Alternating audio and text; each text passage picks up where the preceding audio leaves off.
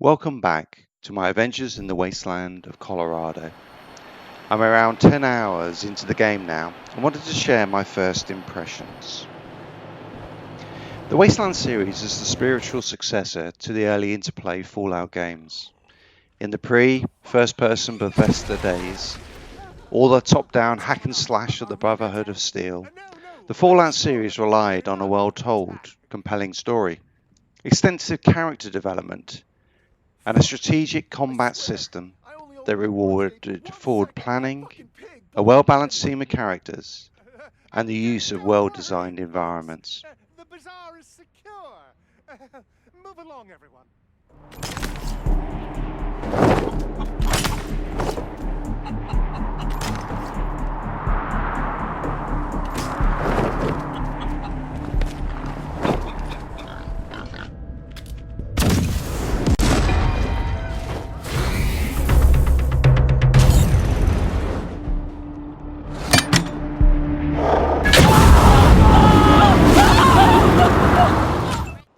Wasteland 3 remains true to this legacy.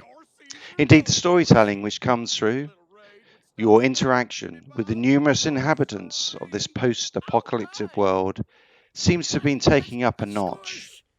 I spent most of my first hours talking to NPCs, exploring locations, and piecing together a picture of the flawed empire ruled by the Patriarch, interspaced sparsely with small combat set pieces.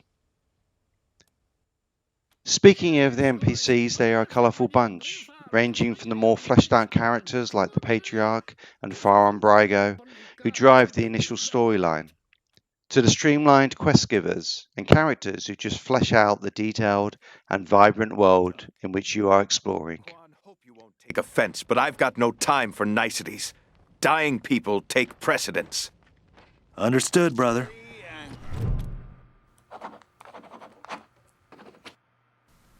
Rangers.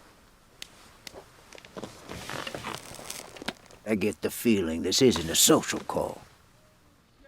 All are excellently voice acted and bring the Wasteland to life in a way that high production cutscenes often fail to deliver. The strong and extremely detailed narrative is both the strength and the weakness of this game. It drives a slow and steady pace that draws you into the story in much the same way that a good book does. This is a role-playing game that in many senses is old school, and in today's instant gratification world will require too much investment for many people who will skip the back alleys of Colorado Springs, and by doing so, make their experience a shallow and less satisfying one.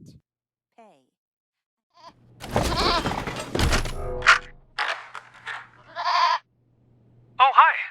Aren't you a sexy little thing? This is my first time. So, how do we do this? Do I just... Oh! Whoa, okay. Take it off? The game smartly intertwines humour with the serious, highlighting the festering belly of the Patriarch's empire without ever taking itself too seriously. If you insist.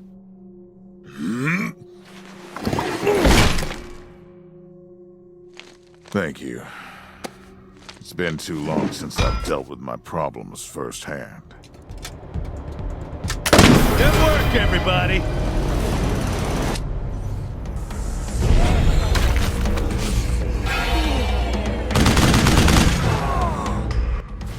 Once you leave Colorado Springs, encounters happen more frequently. The balance of your team is tested by the varied enemies you face. Environments can be used to your advantage, and a careful, strategic approach is always rewarded. While the graphics are more functional than spectacular, and don't expect a crowd to be watching your screen while you play, they are clear and the UI is uncluttered, making sure that any mistakes you make are all your own.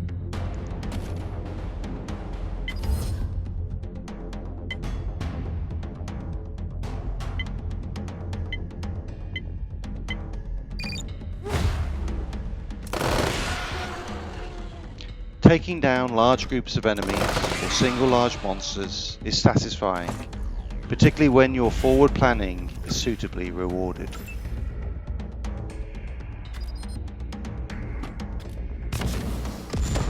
Explosions and effects are more functional than spectacular, as much as that can be said for a frozen ferret launcher or a frost-breathing worm.